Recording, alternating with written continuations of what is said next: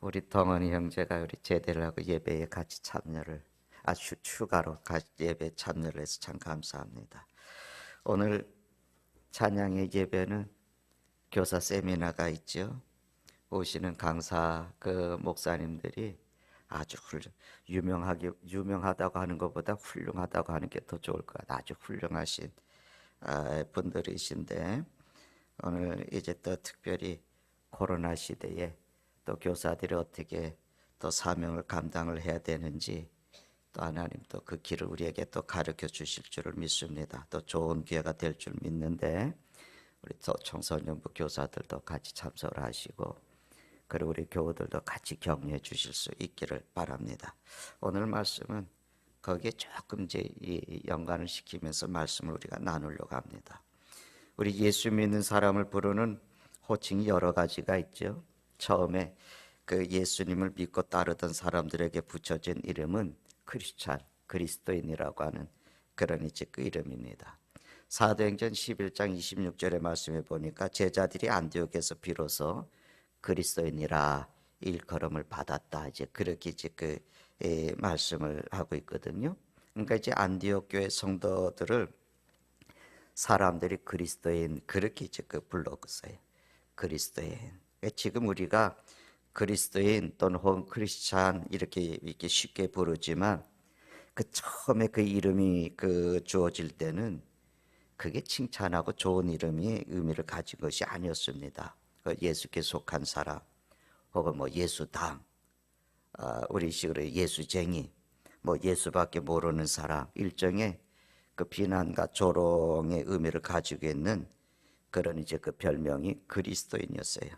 우리나라도 이제 초창기에 제가 어릴 때 많이 들었던 얘기인데 예수쟁이들 이제 그런 얘기들도 참 많이 쓰였습니다. 그런데 이제는 너무나 친숙한 이름 아닙니까? 우리가 스스로도 우리 그리스도인이라고 나 그리스도인이에요 이렇게 이제 얘기하는 그런 이름이 거북스럽지 않고 이제 자랑스럽게 이제 여기게 됩니다. 또 다른 이름이 이제 그 성경에 나오는 이름은 제자라고 하는 그런 이제 호칭이죠. 근데 이상하게 성경에 보면은 신자라는 말도 있고 뭐 믿는 사람이라는 그런 표현도 있는데 이건 많이 나오지를 않아요. 근데 무엇보다도 예수의 제자 또 혹은 제자라고 하는 말이 참 많이 나와요. 근데 이 제자라고 하는 뜻은 뭐 예수님께 배운 것만이 아니고 예수님을 닮고 또 그를 따라가는 그런 것을 의미하지 않습니까? 여러분 이 사도 바울이 빌립보서 3장에서 그 8절에 보면 이렇게 얘기를 하고 있습니다. 모든 것을 해로 여김은 내 주 그리스도 예수를 아는 지식이 가장 고상하기 때문이다. 내가 그를 위해서 모든 것을 잃어버리고 배설물로 여김은 그리스도를 얻고 그렇게 9절에 보니까 그 안에 발견되려 하매니 그렇게 이제 얘기를 하고 있어요. 그러니까 나는 그리스도를 알고 또 그리스도를 얻고 그리고 그 안에서 발견되려고 한다. 이걸 다르게 얘기하면 나는 다 깊이 그리스도를 알고 싶고 그 안에서 나는 살고 싶다. 그리스도를 알고 그리스도를 얻고 그 안에서 발견돼서 아주 더 가까이 따라가고 그리스도와 하나가 되어서 사는 그런 삶. 그런 아주 신비로운 그런 제자들의 모습을 바울은 얘기를 하고 있거든요. 그런 예수님의 죽으심을 본받아서 또 예수님의 부활에 이르려고 하고 예수님처럼 사는 것만이 아니라 예수님처럼 죽고 마지막 때 주님처럼 부활하려고 하는 그런 소망으로 살아갔거든요. 우리가 제자라고 그러는데 제자는 좀 학생과는 의미가 좀 다르죠. 학생은 정해진 과정을 이렇게 좀 마치고 나면 졸업을 하잖아요. 네, 졸업을 합니다. 근데 제자는 졸업이 없어요. 평생 스승 일생 동안 스승을 따르는 자가 제자거든요. 그리스도가 계신 곳에 그분이 가시는 곳에 함께 가고 그분이 죽는데 함께 죽고 그분이 누리는 영원한 생명을 함께 누리는 자가 제자다.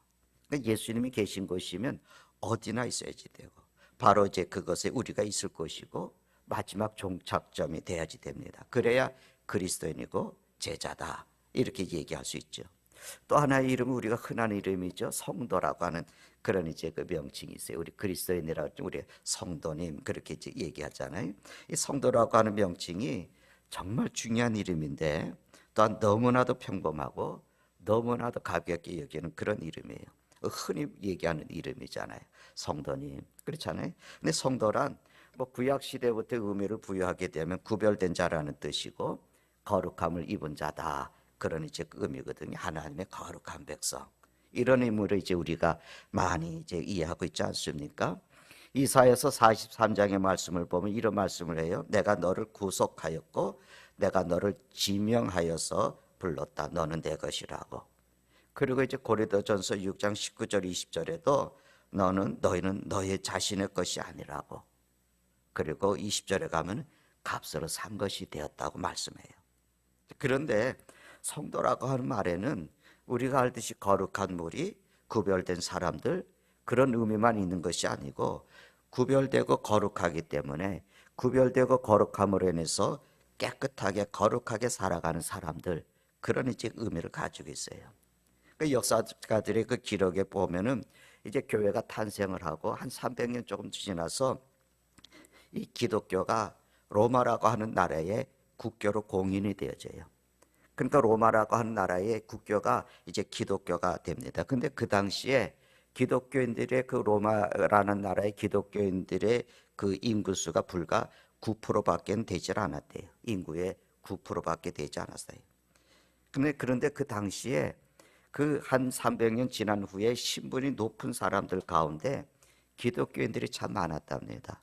그래서 이제 나라의 국교로 이제 공인이 되어지는 그 과정 속에서 9%밖에는 안 됐지만 그 공인 가운데서 쉬었다는 거예요. 당시에 그 로마는 도덕적으로 아주 문란하고 뭐 외세에 의해서 망하기보다는 이 로마의 그 이제 그 멸망사 이런 내용들을 보게 되면은 내부서부터 골마서 로마라고 하는 나라가 무너지고 망해요. 그런데 그 보면은 그 이제 도덕적인 타락, 그렇죠? 그 부정과 불패도 있었지만 윤리 도덕적인 그 타락, 얼마나 문란, 특별히 그 성적인 문란함이 그 시대에 가득 차 있었어요. 남자고 여자고 할 것 없이 그 시대에 그런 문란함이 있었는데, 그런데 거기에 그래서 결혼을 하고 또 아내를 얻고 또 며느리를 얻고 하는 그런 일들 속에 그 권세가들이 야 이거 이래서는 안 되겠다. 이 문란한 사회 속에서 문란한 여자들을 이렇게 아내로 얻게 되면 후손에 문제가 많다. 그래서 의술도 발달되지 않았고 그렇게 이제 그 타락한 시대니까 병들이 많이 이제 생겨나는 거예요. 그래서 이제 똑똑하고 정치가들이나 권세 있는 사람들이 아내를 맞이하고 며느리를 구할 때 거기에 맞는 사람들이 그리스도인이었어요. 그래서 그리스도인들은 아내를 많이 두기도 하고 때로는 힘으로 강제로 또 그들을 끌어다가 아내를 삼기도 하는 이런 사건들이 이제 그 사회 속에 있었다는 겁니다. 그 이유가 하나는 건강한 후손을 얻기 위해서 그런 이제 일화들이 있는 거죠. 그러면 어머니가 그 아이를 낳고 그 아이를 건강하게 키워가면서 신앙의 훈련을 시키고 신앙의 교육을 시켜가면서 마침내 그 아이가 자라서 그 사회 속의 지도자가 되고 그렇게 나가면서 대로마 제국은 이제 이 사람들에 의해서 이끌어져 가는 거죠. 그래서 이제 기독교로 공인이 되어지는 일이 쉬웠다. 그런 이제 그 역사가들의 얘기가 있는데 기독교를 국교로 공인한 콘스탄티누스 황제도 어머니가 아주 유명한 그 크리스찬입니다. 그러니까 이렇게 초대교회는 깨끗한 생활이 바로 그리스도인들의 별명이에요. 진실하고 깨끗한 생활들. 성도 깨끗하게 살아가는 사람, 도덕적으로 깨끗하고 윤리적으로 깨끗하고 또 경제적인 면에서도 깨끗하고 뭐 정치하면 정치적인 면에서 무엇이든 깨끗하고 진실하게 사는, 그래서 얻어지는 이름, 그 별명이 성도, 거룩한 사람, 깨끗하게 살아가는 사람. 이 성도란 이름은 어느 특정인에게 주어진 이름이 아닙니다. 구별된 사람으로서 항상 청결하고 그 청결 자체가 그리스도인들의 별명이었고 성격이었다고 한 사실입니다. 근데 또 우리가 잘 이렇게 뭐 이렇게 부르지 않는 이름이에요. 우리 초대교회 보면은 그 이런 명칭이 하나 툭 튀어나오고 있습니다. 그건 뭐냐면 오순절날 성령이 충만했던 성도들에게 주어진 별명이거든요. 새 술에 취했다. 그런 얘기예요. 그러니까 즉 알 수 없는 이상한 힘에 붙들린 사람들, 그런 이름의 뜻이거든요. 여러분 사도행전 2장 12절에 보니까 다 놀라며 당황하여 서로 이르되 이 어찌 된 일이냐 하며, 그 13절에 가서 보니까 또 어떤 이들은 조롱하여 이르되 그들이 세술에 취했다. 세술에 취했다. 여러분 가령 우리 예수 믿는 사람들에게 누가 야 예수 믿는 사람들은 다 똑똑한 사람들이야 뭐 이렇게 얘기하면 우리 듣기 참 좋지요. 듣기는 좋은데 이건 정확한 표현은 아닙니다. 이 우리 예수를요 머리로 믿는 게 아닙니다. 예수 믿는 사람들에게 똑똑하다라고 얘기하는 것은 그냥 우리가 듣기는 좋지만 신앙적인 칭찬이 되지는 못합니다. 뭔가 우리가 좀 어리숙해도 예수님께 붙잡혔다고, 예수님께 푹 빠져서 사는 사람이라고, 이것이 여러분 예수 믿는 사람에게 주어지는 그런 이름이 될 때 그게 우리에게 좋은 거예요. 지난주에 제가 우리 같은 아파트 라인에 사는 분이 제가 시학교에 다닌다고 했더니 그분이 나중에 얘기할 장로님이신가 그렇게 이제 그 생각했다고 그러잖아요. 아마 제게서 목사 냄새가 나지 않았던 것 같아요. 여러분 어떻게 불러주기를 원하셔요? 이 세술에 취한 사람, 바로 이런 느낌이 우리에게 있어야 되지 않겠습니까? 이렇게 우리가 불러줘야 되지 않겠습니까? 뭔가 달라야 되지 않겠습니까? 히브리서 11장의 말씀을 우리가 잘 알죠. 믿음의 선배들이 쭉 나오고 있어요. 그래서 그걸 믿음의 전당 뭐 이렇게들 표현을 하는데 우리 믿음의 선배들이 이름이 쭉 기록이 되고 있습니다. 여러분 미국의 메이저 리그라고 하는 그 프로야구 단체가 이제 있거든요. 그래서 그 프로야구 선수들 중에서 아주 특출난 기록을 남긴 그런 사람들, 아주 그런 활동을 한 사람들을 명예의 전당이라고 하는 것에 그의 이름을 올리고 그가 쓰던 물품을 같이 남겨두거든요. 근데 거기에 이름을 남기려면 까다롭기가 이루 말할 수가 없는 거예요. 성경이 믿음이 특출한 사람들의 이름을 거기 히브리서 11장에 남겨놓은 겁니다. 그게 이제 히브리서 11장인데 우리가 이제 믿음의 전당 그렇게 얘기할 수 있겠죠. 근데 그 11장 38절에 보면은 그 믿음의 조상들의 생애와 순교와 이 믿음으로 산 장엄한 신앙의 그 삶을 쭉 나열하고 나서 이제 그 38절 제일 마지막에 뭐라고 얘기하냐면 이런 사람은 세상이 감당하지 못한다. 이런 사람은 세상이 감당하지 못한다. 그래. 이런 사람이 누가 어떤 사람이에요? 땅에 살지만 하늘을 살았어요. 그래서 하늘의 법을 쫓아가고 땅에 살면서도 늘 하늘의 은혜를 누리면서 살아가는 사람이잖아요.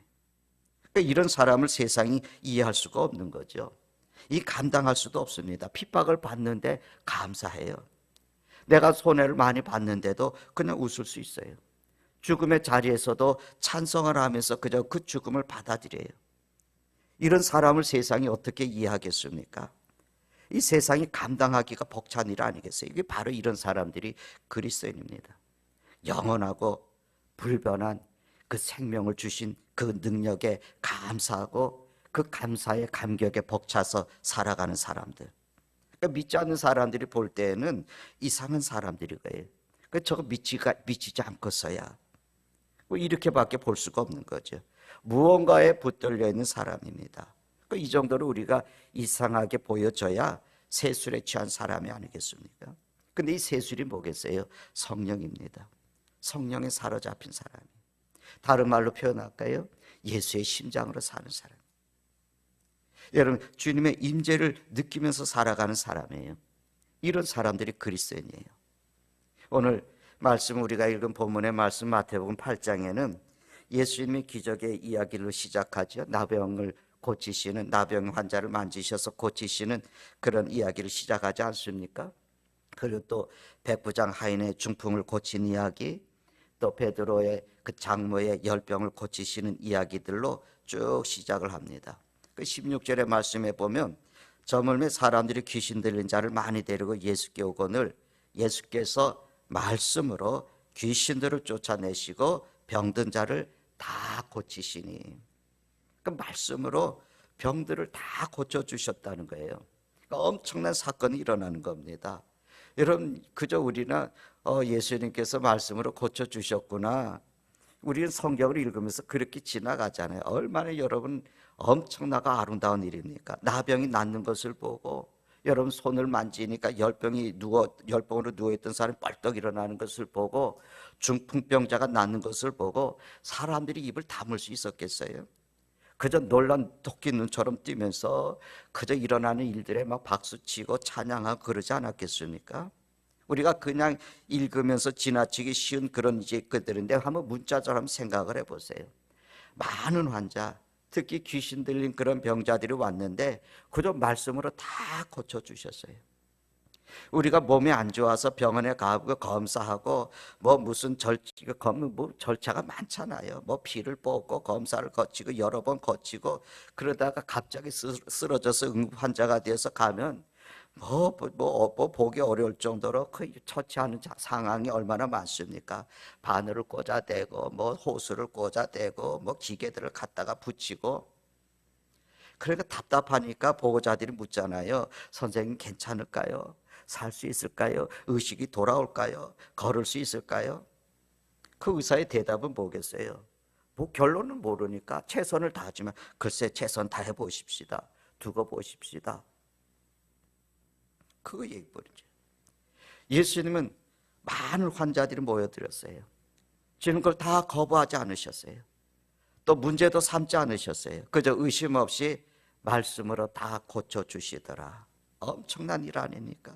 그러니까 이 놀라운 사건을 목격한 사람들이 얼마나 큰 충격을 받았겠어요. 오늘 같으면 뭐 대서특필을 했겠죠. 큰 뉴스감이 아닙니까? 온 세상이 TV에 중계를 했을지 모릅니다. 굉장한 사건이 아닐 수 없습니다. 그 무한한 능력과 권세에 감탄하고 그리고 감격했던 한 젊은이가 예수님께 다가왔어요. 그는 서기관이라고 하는 직업을 가졌습니다. 서기관은 관리거든요. 중요한 사건들을 기록을 해두고 그리고 율법학자로서 존경을 받는 사람인데 그 서기관이 예수님께 와서는 뭐라고 얘기하냐면 내가 제자가 되겠습니다. 자원했습니다.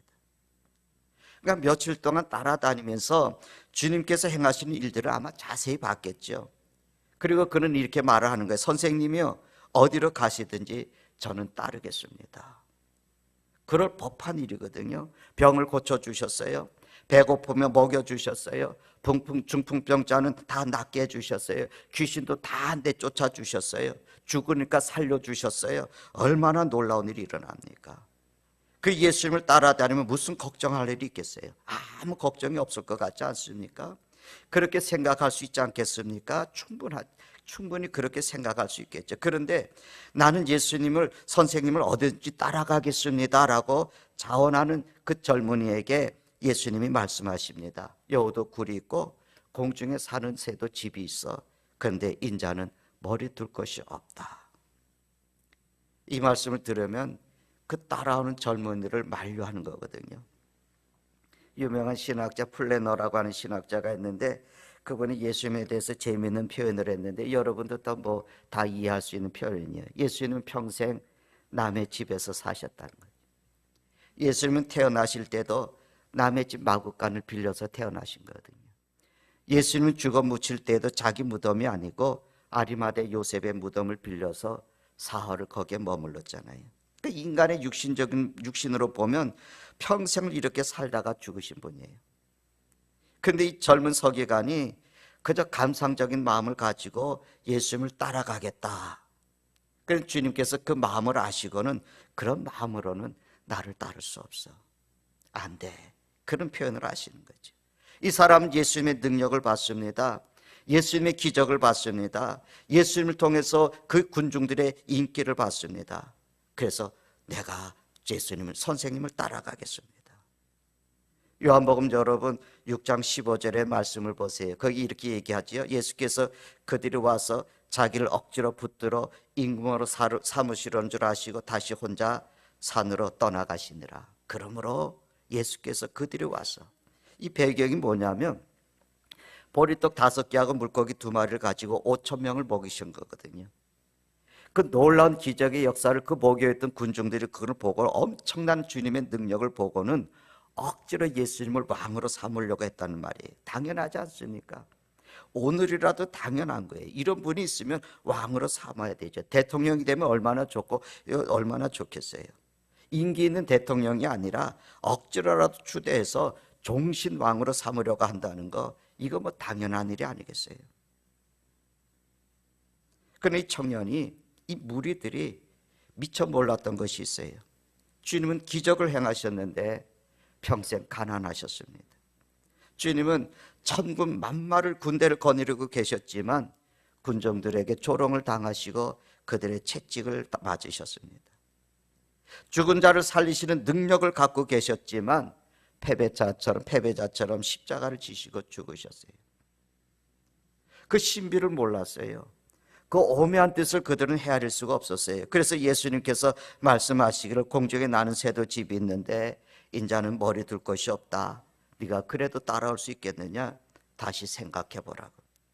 그는 예수님을 따르면서 지불해야 될 대가를 생각하지 못한 거죠. 그저 만사 좋게만 보고 따르겠다는 그에게 나를 따르기 전에 먼저 따르는 것이 무엇인지, 그 의미가 어떤 것인지를 생각하라는 거예요.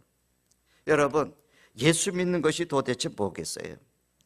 그분을 따라가기 위해서는 집을 떠나야 하기도 하고, 여러분 마태복음 4장 22절에 보니까 그들이 곧 배와 아버지를 버려두고 예수를 따르니라. 그분을 긍정하기 위해서는 자기를 부정해야지 되고, 진리를 따라가기 위해서는 거짓을 가차없이 버려야지 되고, 그럴 각오가 되어 있느냐는 거죠. 마태복음 13장 44절 나오는 말씀이죠. 천국은 마치 밭에 감춘 보화 같다고, 이 사람이 그것을 발견한 후에 숨겨두고 깊어 돌아가서 자기의 소유를 다 팔아. 자기의 소유를 다 팔아. 그 뒤에 나오는 말씀도 마찬가지 45절 천국은 마치 좋은 진주를 구하는 장사 같다고.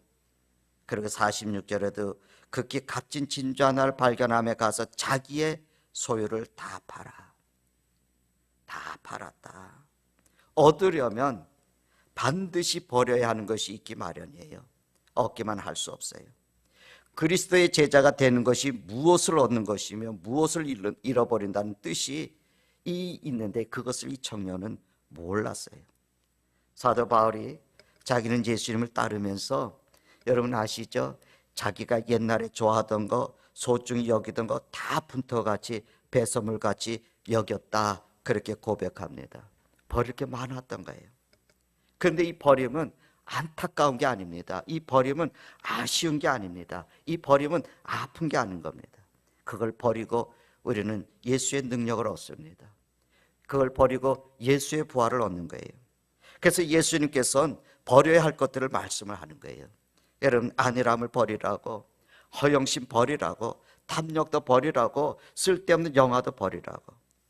그 예수님을 따라가겠다고 하면서 우리가 세상의 것을 다 손에 쥐려고 하지 않습니까? 예수님을 따르면서 이것도 지고 저것도 다 따라가는 거예요. 자기가 하고 싶은 거 다 하려고 욕심을 부리면서 따라가려고 하지 않습니까? 자기 욕구대로 주님을 조종하면서 따라가지 않습니까? 여러분, 우리가 돈이라고 하는 것이 필요한 것이고 중요한 것이지만 돈에 그렇게 욕심내지 마세요. 이 돈에 대한 욕심이 여러분 영혼과 여러분의 가정을 망쳐요. 결국은 탐욕이거든요. 공짜의 은혜를 구하지 마세요. 마술적인 어떤 능력도 구하지 마세요. 그저 값싼 은혜에 사로잡혀 살아가는 그런 신앙은 안 됩니다. 은혜는 거저 주는 것이라고 하지만 그 은혜를 우리에게 허락하시기 위해서 그 대가가 너무나 비싼 겁니다. 우리를 구원하시기 위해서 주님은 자신의 생명을 버리셨어요. 여러분, 정말 진실한 믿음을 갖기 원하십니까? 예수님 정말 경험해 보고 싶습니까? 진실한 믿음을 찾으십니까? 여러분이 지금 믿음의 자리에 왔다면 그것을 위해서 상당한 대가를 지불했을 거예요. 그 많은 대가를 지불하고 모처럼 얻은 귀중한 진실, 여러분 저버리지 마세요. 싼 은혜는 하나도 없습니다. 근데 은혜가 그렇게 비싼 것인데 젊은 서기관은 너무나 쉽게 결정을 했어요. 그저 다분히 감상적이기 때문에 예수님께서 말리셨습니다. 여러분, 돌짝밭에 떨어진 씨 쉽게 자랐지만 금방 말라버렸잖아요. 우리가 쉽게 결정하면 쉽게 변절하기가 쉬워요. 좀 더 깊이 있고 좀 더 절실하게, 그리고 생각을 하면서 결단을 해야 됩니다. 그런데 이상하게 오늘 말씀 보면 예수님께서 이렇게 따르겠다는 서기관은 거절을 하셨거든요. 근데 이제 오늘 본문도 있지만 오늘 본문과 같은 내용이 나오는 누가복음 9장에 보면은 그 59절에는 그저 묵묵히 서 있는 한 사람에게는 나를 따르라 그렇게 말씀하는 거예요. 그 보세요. 또 다른 사람에게 나를 따르라 하시니 그가 이르되 나로 먼저 가서 내 아버지를 장사하게 허락하소서. 아마 이 사람은 그 조용히 혼자서 마음의 결심을 하고 있었던 것 같아요.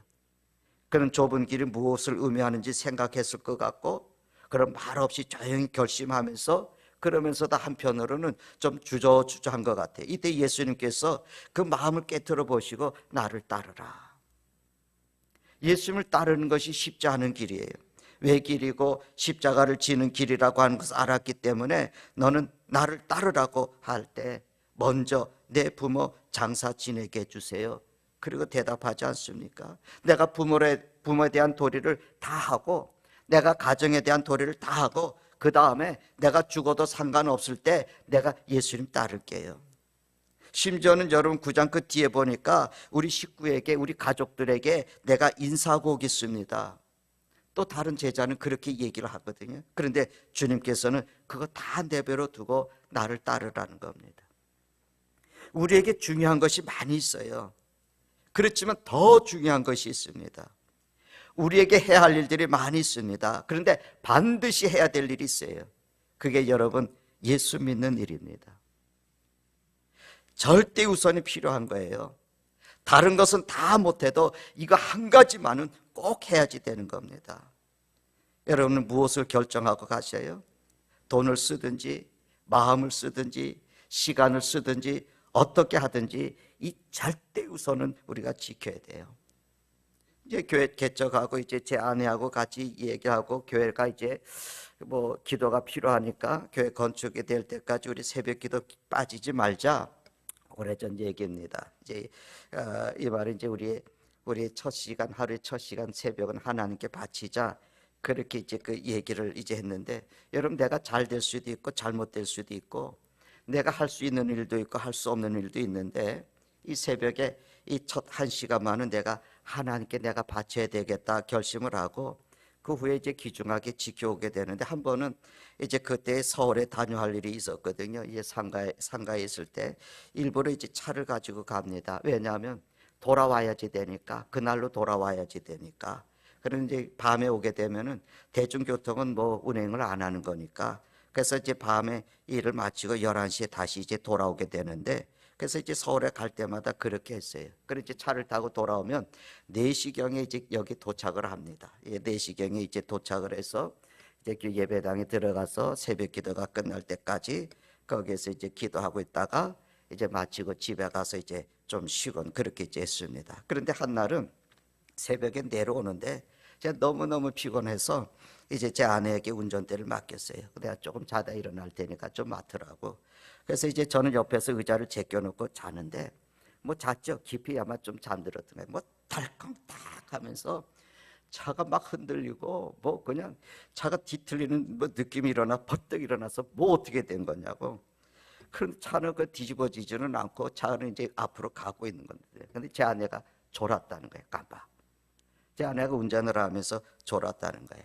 그래서 뭐 차를 뭐 갓길에 세울 생각도 못하고 그냥 가다가 그냥 세워놓고는 이게 도대체 무슨 일인가 사람을 치웠나 뭐 그 야생 그 동물을 그 짐승을 그 치웠나 차 밑에를 돌아보고 또 그냥 그 밤중에 뭐 차가 오는지 마는지 차 세워놓고 더 뒤로도 좀 가서 보고 차 밑에도 보고 차 옆에도 보고 차가 아무렇지도 않아요. 다만 이제 그 사이드미러 운전석 사이드미러 속에 그 약간 이제 흠집이 이제 기스가 이렇게 그 났는데 야 이게 도대체 뭔가 뭐 알 수가 없는 거예요.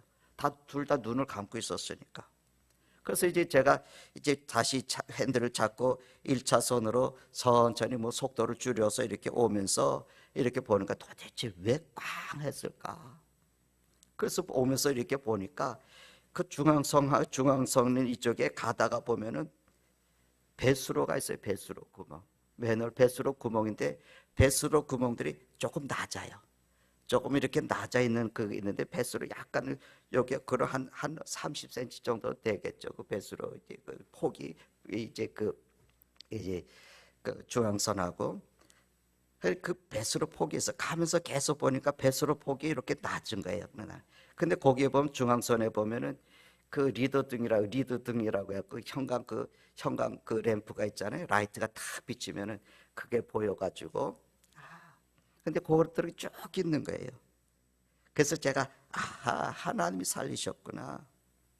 그 중앙 분리대 밑에 배수로에 움푹 들어간 거기가 차가 그 바퀴가 탁 떨어지면서 탁 하고 튀긴데 우리 아내가 핸들을 그냥 놓치고 있었는지 하여간 핸들을 살살 잡고 있었는데 핸들이 분리대 쪽으로 들지 않고 이 차선 쪽으로 들어가니까 그런 사이에 아마 형광 램프에 그 형광 리더 등에 그 사이드 미러가 치면서 아마 차가 이렇게 튀어나온 것 같아요. 설명이 그거밖에 되지는 않아요. 아무렇게 설명할 수가 없는 거예요. 그 은혜죠. 그래서 찬송하면서 내려왔는데 아직도 살아있는 것은 미스터리입니다. 경험해 보자는 몰라요. 근데 우리가 신앙의 생활을 하는데 여러분 어떻게 평탄할 수만 있습니까? 좀 나을 때도 있고 내려갈 때도 있고 부지런할 때도 있고 게으를 때도 있고 지칠 수도 있고 피곤할 수도 있고 속상할 때도 있고 그러나 양보하지 못하는 것 하나 내 첫 시간 하나님께 드리겠다고 이렇게 살면 하나님 나머지 해결하시겠지. 그러니까 절대적인 우선을 정하는 거예요. 이것 때문에 내가 건강이 나빠지면 그래서 내가 살 수가 없으면 그만 사는 거예요. 이것 때문에 다른 문제가 생기면 다른 거 안 하는 거예요. 무엇이든지 여러분 정하셔야 돼요. 절대 우선은 누가 말려도 말릴 수 없는 것이고 여러분 누구에게 양보할 수 없는 것이고 빼앗겨서도 안 되는 절대적인 우선이에요. 바로 그 절대적인 우선의 자리에 그리스도가 계셔야 돼요. 여러분 다음으로 미루는 것처럼 미뤄난 게 없잖아요. 어떤 분은 오늘까지만 이렇게 살고 내일까지 아니 뭐 내년에 내가 그렇게 다르게 살아야지 그러다가 세월이 자꾸 흘러가잖아요. 여러분 이런 말을 들어보셨어요? 사람은 오늘만큼 산다. 이런 말 들어보셨죠? 오늘만큼 산다고. 지금 이 시간 바로 이 시간이 결단이 필요한 겁니다. 다음 시간부터가 아니고 지금부터예요. 여기서부터예요. 그래서 다른 한 사람이 집에 가서 우리 가족들에게 인사하고 오겠다 그랬더니 주님께서 그걸 말리셨어요. 누가복음 9장 62절 보십시오. 예수께서 이르시되 손에 쟁기를 잡고 뒤를 돌아보는 자는 하나님의 나라에 합당하지 아니하니라. 야고보서에도 이런 말씀을 주지 않습니까? 선을 행할 줄 알고도 행치 아니하면 죄다. 너희의 인생이 무엇이냐? 잠깐 있다가 없어지는 안개가 아니냐? 내일을 알지 못하는도다. 내일은 알지 못하는 거예요. 그래서 내일은 없는 거예요. 다만 지금 오늘 여기에서 우리가 진실을 찾아야 되는 거예요. 뿐만 아니라 예수님께서는 우리에게 수직적인 관계, 직선적인 관계를 요구하시는 거거든요. 나를 따르려면 나만 보라는 거예요. 네가 나를 따르게 나만 바라보라. 뒤를 보고 옆을 보지 말라는 거죠. 주는 그 관계를 원하십니다. 사랑이라고 하는 그걸로 충분하지 않습니까? 사랑은 1대1 아니겠습니까? 아무것도 돌아볼 것이 없어요. 그냥 그만 바라보는 거예요. 그애만 구하는 거예요. 여러분 그가 주시는 은혜로만 만족하는 거예요. 그가 주시는 행복만 찾으면 되는 거예요. 이렇게 살아가는 것이 그리스도의 제자예요. 부부도 그거 아니겠습니까? 마태복음 16장 24절에 아무든지 나를 따라오려거든 자기를 부인하고 자기 십자가를 쥐고 나를 따르라고. 형제나 자매나 친구나 그 누구든지 자기 목숨까지도 미워하지 않으면 나를 사랑할 수가 없다고. 여러분 우리가 내 모든 것을 다 주님께 드려요. 그러면 그리스도께 속한 것을 그 모든 것을 다시 얻는 겁니다. 우리가 나의 모든 것을 주님께 바치고 주님께로부터 그에 관련된 영생과 축복을 받습니다. 그리스도를 얻고 나를 버리면 그때야 비로소 그리스도께 속한 것으로 모든 것이 나의 것이 됩니다. 주님 말씀하십니다. 너는 나를 따르라. 기도하십시다. 은혜로우신 하나님, 주를 믿고 주를 따른다고 하면서 주님의 기쁨도 없고 주를 믿는다고 하면서 그저 우리의 마음은 허전하고 항상 마음이 비어있는 정말 하나님 신통치 못하고 어리석은 제자들을 용서해 주시기를 원합니다. 또 이제 구하는 것은 주님, 몸과 마음을 우리가 주님께 드려서 정말로 주님을 우선하고 주님의 확실한 제자들이 되어서 주님의 기쁨에 참여하고 주님의 영광을 함께 누릴 수 있는 귀한 하나님의 사람이 될 수 있도록 우리를 인도해 주시옵소서. 끝까지 주를 따르고 온전하게 따르고 아버지 안 분명하고 확실하게 따를 수 있도록 우리를 인도해 주시옵소서. 우리 주 예수 그리스도의 이름으로 기도드리나이다. 아멘.